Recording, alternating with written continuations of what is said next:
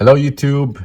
It is a lovely, breezy minus 22 degrees Fahrenheit today, and it is very nice to be outside. Of course, I'm being sarcastic, but today my furnace decided to cut out every 5 minutes or so, so the temperature in the house dropped to a balmy 65 degrees and dropping. So today is a fixing project. I'm going to take a look at the furnace, understand some of its main components.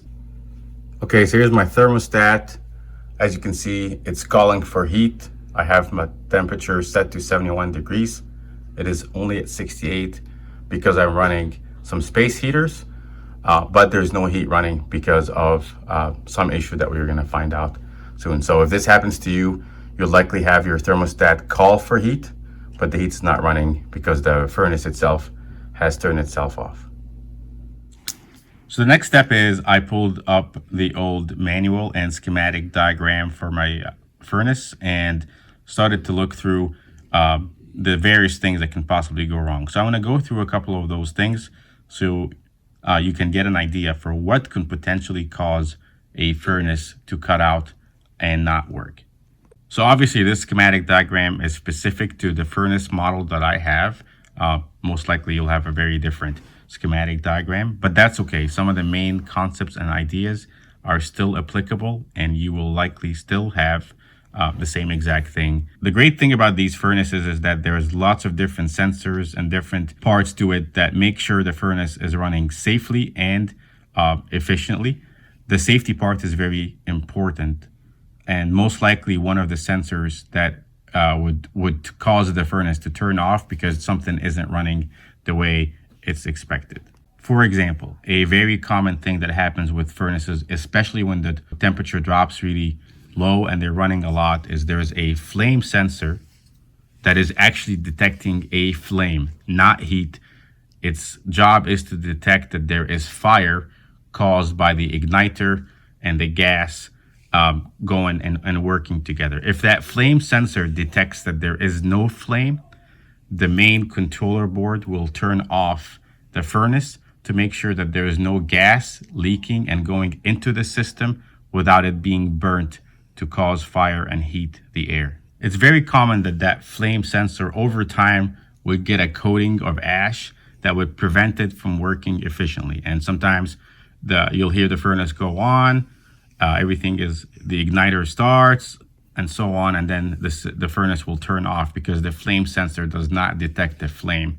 And as a safety precaution, the main controller will cut off the gas and it will shut down completely because it could not make sure that the gas that's being released is actually being burned. So we're going to take a look at that today and see if there's something wrong with the flame sensor. Every model is different, but most models will have various what's called rollout switches or something along those lines that would basically make sure that all the different circuits of gas flow, fan, etc. are all working in the right sequence. Oftentimes when a furnace is starting back up, you'll hear a lot of different clicks and things. That's just the way the furnace is designed to turn on and get heat going into the system. So all these switches are designed to make sure that every stage of igniting and turning on the gas and the flame, etc., that's all designed to work together to make sure that it is working safely. So another common problem that I've had issues with in the past is the pressure switch. The pressure switch is actually a pretty simple device. All it does is make sure that there is a difference or a differential between the pressure of the intake and the outflow. And what it's doing really is making sure that there is the fan is actually running as expected. So, and if there is a differential, you'll hear a click, and the click basically closes that circuit and makes sure that it basically sends the signal through. And if the electric signal is sent through that pressure switch, then the controller will continue to allow the furnace to run. There's a bunch of other things that can potentially cause the controller for the furnace to turn off, but today we're going to take a look at two main things that I've had issues with in the past, similar issues that have caused the furnace to not continue to run or cut out every so often like it's happening today. Today it's cutting out. It runs for about 4 or 5 minutes if I get it to run, and then it'll turn off and it will not run again for another 15, 20, 30 minutes almost, even though the thermostat is actually constantly calling for heat. So today we're going to focus on two things. We're going to check the flamethrower and clean it out. We're going to also check the pressure switch and make sure that it is operational. And those are very two simple devices to take a look at. Most likely, one of those two things is causing the furnace to cut out. So we're going to take a look at that, and hopefully one of those two things will fix the furnace for me. So I'm at the furnace. I'm going to start to take it apart here and turn it off and start taking a look at what's going on. So first thing you got to do, obviously I've got an Armstrong Ultra Advantage something. It's about 17 years old, so it's had its fair share of work. But first thing you got to do is turn off. There's always a power switch next to the furnace, so you want to turn that off. That's the first thing you got to do. Make sure that there's no electricity going to it, that this controller and the system is off. That's also going to turn off your thermostat. If you have a smart thermostat, most likely its power is coming from the same switch. So now that that's off, your model can vary, but you'll probably have one or two panels to remove.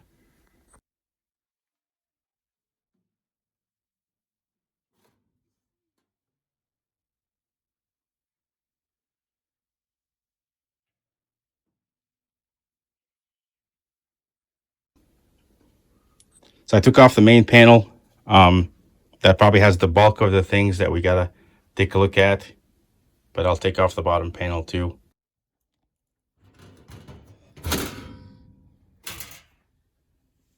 That's the blower. Okay, so I'd like to go through some of those systems now that we have the furnace opened up. We looked at the schematic earlier, but I'd like to match the schematic to what we have here. So this box right here is the actual flame box. So here's the gas line coming through here. This is the gas valve basically, and it's controlled by the main controller. It will turn it on and off to let gas through once it's starting up. So gas goes through here and it goes through this flame box. So the igniter is in here, and there's a little glass piece where you can visually make sure that there is actually a flame going through. And then you got your PVC pipes for ventilation to the outside. But down here, that's the flame sensor. That's the sensor I was talking about earlier. If this flame sensor does not detect an actual flame, then the controller, which is all the way down here, this is the main controller for the furnace. The controller will shut off the entire system. If there's supposed to be a flame and the flame sensor indicates no flame, it'll turn off the whole thing. As you can see, there's only one screw holding this flame sensor in. So what we're going to do today is we're going to actually take it off and clean out the flame sensor, and I'll show you how to do that here in a minute. The other key component I want to show is the pressure switch, which is this guy right here. It has two rubber ducts, one going into the flame box and another right here that goes into the blower fan. And its job, like I said earlier, is to make sure that there is a difference in pressure when the fan is running. If the main controller is expecting a difference in pressure and it doesn't see one, it will also turn off the furnace. So as you can see, between the flame sensor, there is a wire, this gray wire that goes all the way down to the main controller board. The main controller board is basically the brains of the whole furnace. It's the one responsible for checking all these things and making sure that the furnace is actually operating safely. So in the case of the pressure switch, very similar. If there is a differential in the pressure, it will send a signal via these two, in my case, they're purple lines, that will go down to the controller to tell it that things are running normally. So next step, we're going to take these things apart, the flame sensor and the pressure switch. We'll check them. We'll see if there's something maybe clogging them or they're not quite running as expected. And then we'll restart the system, and hopefully we'll get it working. So tools we'll use today, we'll need a set of socket wrenches so we can unscrew the flame sensor, and then any old piece of sandpaper will do, because we kind of just sand down this flame sensor and clean it up. And it doesn't need any pressure or any force. It's just a simple kind of sanding real gently. And then for the pressure switch, we'll just blow on the lines a little bit just to make sure that they're unclogged. Not very much. I'll kind of show you here in a minute how to do it. Somebody's probably asking, well, how do I know what the wires are for, what colors are for, or what? In my case, and almost every furnace model is going to have that.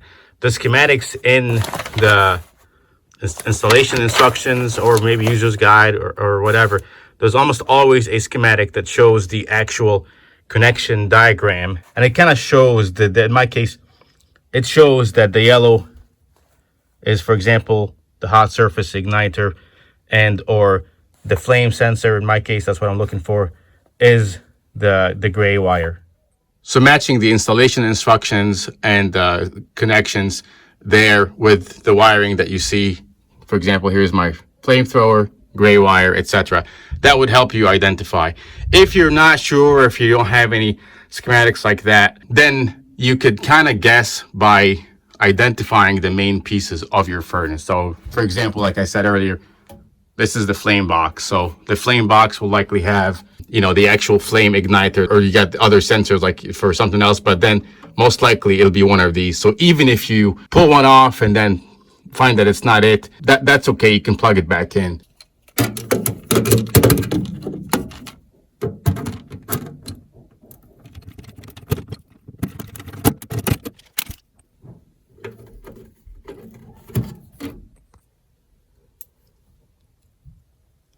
So here's the flame sensor that was plugged in right here.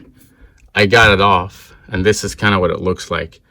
I'm not sure what material it's made of, but I think it's magnesium, manganese, I'm not quite sure. But as you could tell at the tips, the farther up, there's some residue in here that is different from the rest of the sensor farther below. So we're going to go ahead and get that cleaned off and make sure that that's nice and shiny again. And that could be one of the issues causing this to disconnect. So here's the flame sensor, piece of sandpaper, and just gently scrape the edge. As you can see, I'm trying to get a good view on it. It's going to start to get cleaned off as you do that.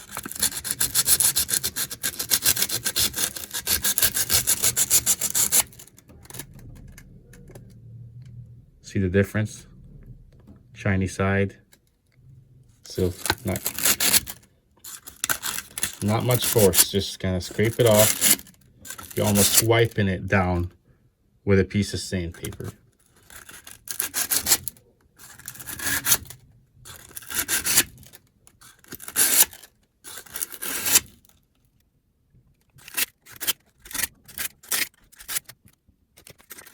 I'm just gonna turn it around.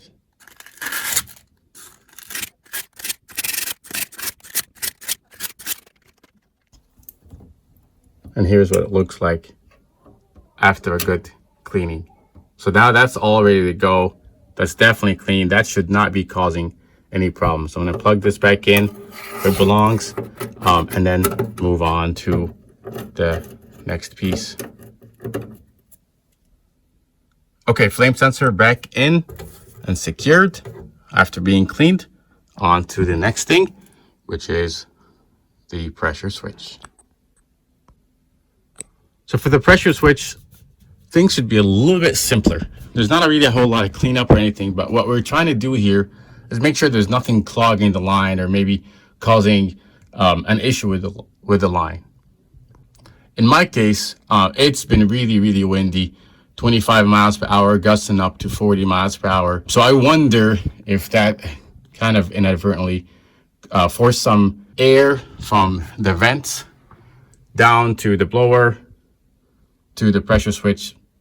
Not sure if that actually happens. However, the past 2 times in my experience where the furnace was cutting out like that, it's been extremely cold and extremely windy, and it caused that to happen. So what I'm going to simply do is unplug these lines and gently blow in the line to kind of clear any debris, but just in case, kind of clear the line and see if that resets the pressure switch. Something else that could be causing the pressure switch to not work correctly is I wonder if there's already a pressure in the system, since these are kind of secured, that would cause this to not reset. So maybe unplugging the lines would cause that. I'm speculating here, but last time, that was about 5 years ago, when this happened, unplugging the lines, blowing gently in there, caused the pressure switch to get reset, and then the furnace was back up and running again. As you can see, the lines come off fairly easily, both of them. So in my case, this orange line connects the actual valve, the gas valve, as well as the flame box. So lines off. I'm going to give it just a gentle blow. Doesn't seem to be clogged. Try again.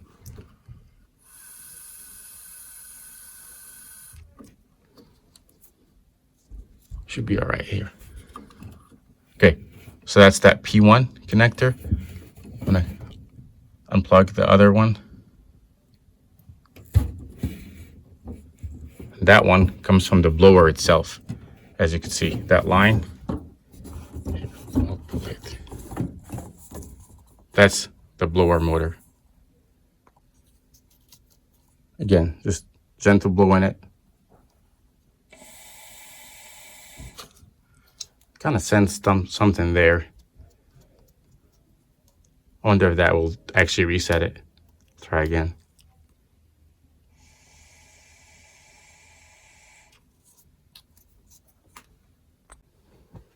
Okay, there is really nothing else to do with a pressure switch. The hope here is that this will actually reset it enough and will be back up and running. I also know that pressure switches rarely fail.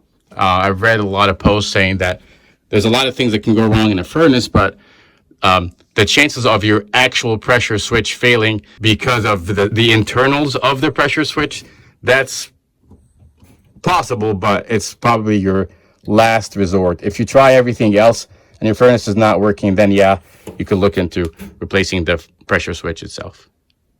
Okay, so I'm going to go ahead and plug these back in. Same order. Make sure you don't flip-flop them. Although if you flip-flop them, it should still work because, again, it's only detecting differential between two inputs.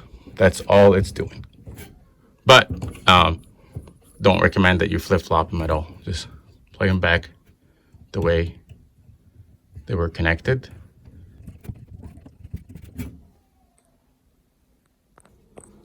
Okay, so pressure switch lines back and connected. Flame sensor cleaned out. That's pretty much the two things I can think of that you could easily do to try to diagnose the problem. And hopefully this will also fix the problem.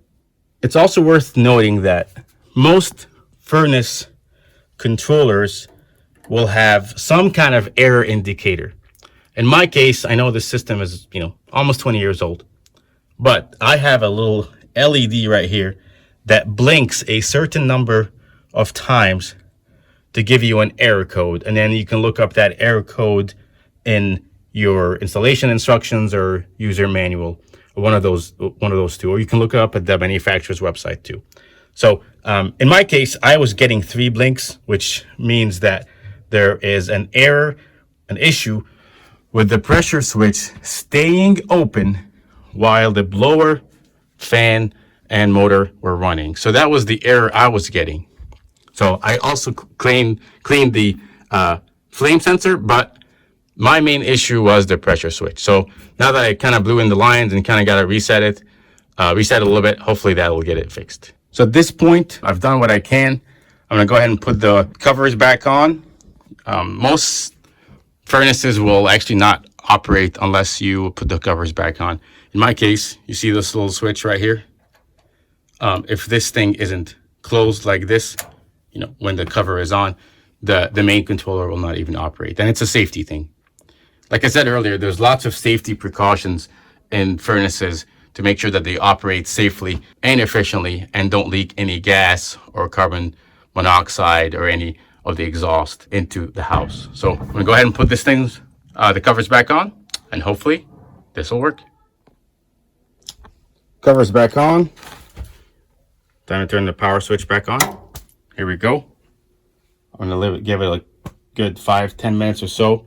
Usually a smart thermostat would actually turn on, power up, and start doing calibrations before it actually calls for heat or anything else. So I'm gonna wait for a while and see what happens with the thermostat and the furnace. Wish me luck. Okay, so thermostat's back online. It's calling for heat. Let's see what happens. As you can see, this is the power up sequence. Your furnace is probably going to be a little bit different, but every furnace has a power up sequence to initialize and get heat going. So I'm going to wait here a little bit and see what happens and hear the sounds and check for any error codes that could potentially be coming on. Furnace is running. So far so good. It's been on for about a minute. I'm going to wait a good 10 minutes and see what happens, and hopefully it stays on and gets the house heated to the pre-selected temperature again. So far so good. The furnace has been running for 5 minutes, which is the longest it would run with the problem that I had. So I want to see it continue to run until the house temperature gets to the preset value. So I'm gonna keep monitoring. Kept it running, it ran for a while. After 10-15 minutes, no issue. The heat got back on, temperature was fine. So these couple of things, temp sensor and pressure switch, just quick checks that can make a big difference and get your furnace back up and running. So hopefully you found something helpful in this video. If you did, give it a like and subscribe to my channel. Thank you for watching.